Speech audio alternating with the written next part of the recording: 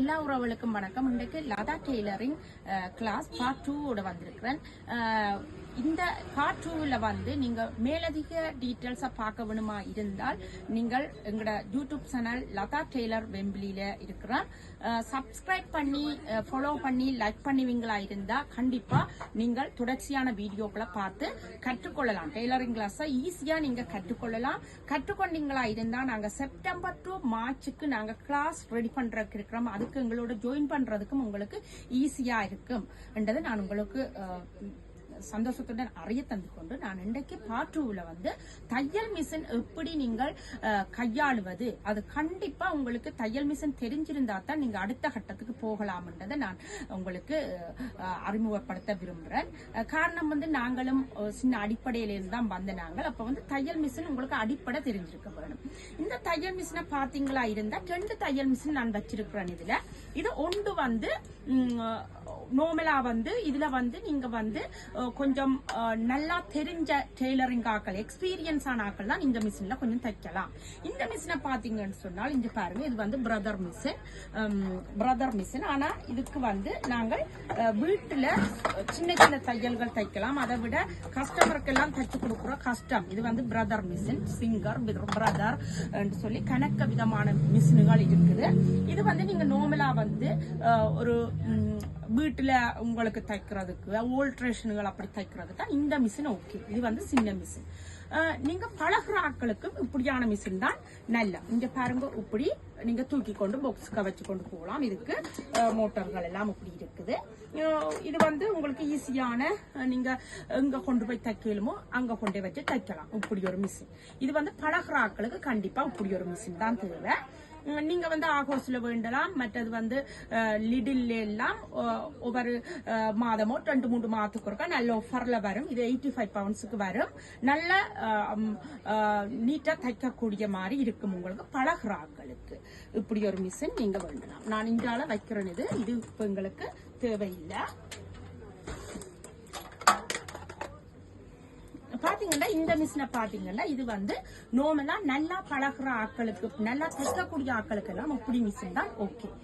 இது வந்து கொஞ்சம் திக்கான துணிகள், மற்றது வந்து வெல்வெட், மற்ற லெதர்கள், எல்லா கைண்ட் ஆஃப் மெட்டீரியலும் இது தைக்கும். பாத்தீங்கன்னா இதுல வந்து கண்டிப்பா ஒன் பண்ற சுவிட்ச் இருக்கும்.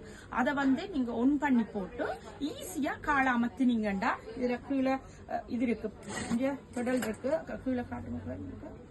கீழே வந்து பாத்தீங்கன்னா இதுல இப்படி கீழே நாங்க காலை அமர்த்த இப்படி தண்டை பாட்டில் ஒர்க் பண்ணும். கிட்ட கொஞ்சம் ஜூம் பண்ணி காட்டுங்க. கீழே அப்படி அமர்த்த ஒர்க் பண்ணும். மற்றது வந்து நீங்க இந்த த்ரெட் வந்து எப்படி போடுறதா இருக்குமா இருந்தா நீங்க வடிவா பாருங்க. உங்களுக்கு டவுட்டுகள் தான் நீங்க இந்த வீடியோக்குள்ள போய் பார்க்கும்போது உங்களுக்கு தெரியும். இப்ப நாங்கள் இதுல இந்த மிஷின் நீங்க வேண்டுவீங்களா இருந்தா இங்க பாருங்க. இதுல வந்து நாங்க கொழுவுறோம். இதுல போட்டுட்டு இந்த மேல் இதை இப்படி வெட்டி போட்டு முன்னுக்கு நீங்கள் இதுக்கு கொழுவ வேணும். இப்படி கொழுவி எடுத்து அடுத்த கட்டமா நீங்க இஞ்ச கொழுவுறீங்க. இஞ்ச கொழுவிட்டு புறா கொண்டு இதுக்கு கொழுவி இதுக்குள்ள நீங்க எடுத்தீங்கண்டா இப்படி எடுத்து இப்படி உள்ளுக்கால ஒரு 2 இது இருக்குது. இங்க பாருங்க, இதை இப்படியே கொண்டு வந்து இதை வந்து இதுக்க விட்டு இதுக்க கொண்டு சூம் பண்ணி வடிவா பாருங்க. இப்படி விட்டு இதுக்க இப்படியே அடியால ஒரு கிளிப் இருக்கு, அதுக்கு கொண்டு வந்துட்டு பிறகு வந்து இதை வந்து இதுக்கு கொழுவி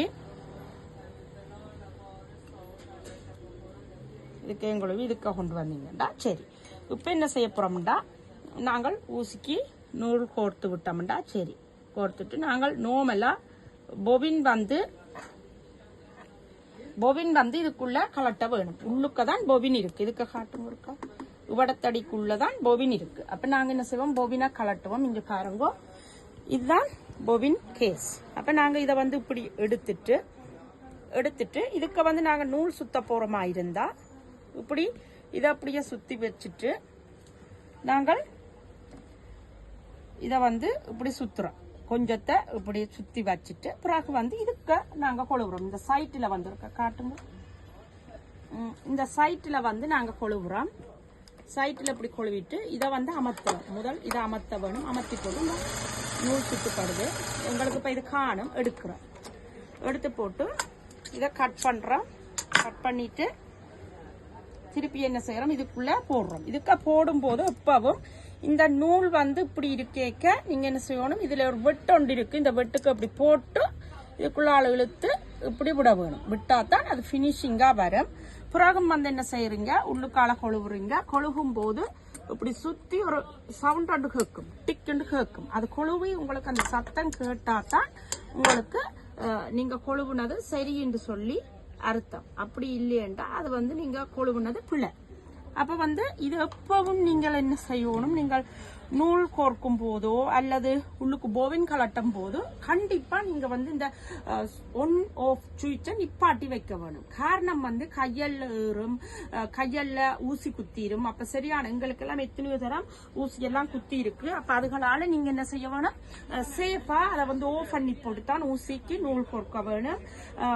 மற்றது நீங்க போவினுகளை கலட்ட வேணும். அப்படி இருக்குது.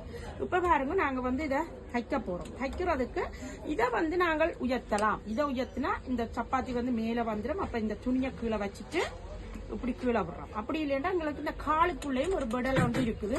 இப்படி நீங்க வந்து இங்க பாத்தீங்கன்னு சொன்னா இதுல ஒரு இடம் ஒன்று இருக்குது. இங்க பாருங்க, இதை அப்படி காலால் அமர்த்தினா கூட மேல வரும். அப்ப இப்படியும் செய்யலாம். இது ஈஸி வழி நாங்களுக்கு வச்சிருக்கிறாங்க. அப்ப இதை வந்து இப்படி செய்து இந்த சப்பாத்திய உயர்த்துறோம். உயர்த்தி கொண்டு நாங்க என்ன செய்யறோம், இங்க பாருங்க, இதை உயர்த்தி கொண்டு இப்படி இதை வைக்கிறோம். துணியை வச்சு போட்டு நாங்கள் இப்ப ஸ்டார்ட் பண்ண போறோம் தையல்.